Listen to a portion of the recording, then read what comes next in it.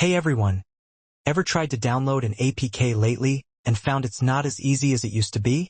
Yeah, you're not alone. Finding those traditional APK files is getting tougher. Today, we're diving into why Google's making this change, what it means for you, and how you can still get your favorite apps, even outside the Play Store. So, why is Google shifting away from traditional APKs?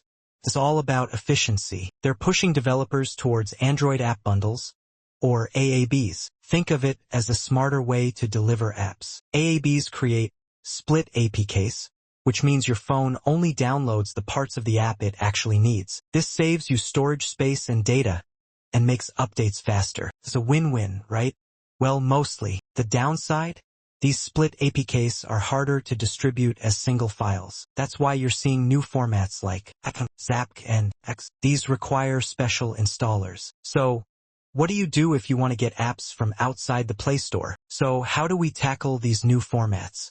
First, you'll need an installer. APK Mirror Installer is a super popular choice for handling XAPK and X files. It's designed to make installing split APKs smooth and simple. Now, for finding the apps themselves, F-Droid is a goldmine for free and open-source applications. It's a great alternative to the Play Store, especially if you're looking for privacy-focused apps. And, for those who prefer more control, there are tools like SAI, Split APKs Installer, and Anti-Split-M, which are open source and very powerful for handling split APKs. But what if you're looking for a specific app that's not on these platforms?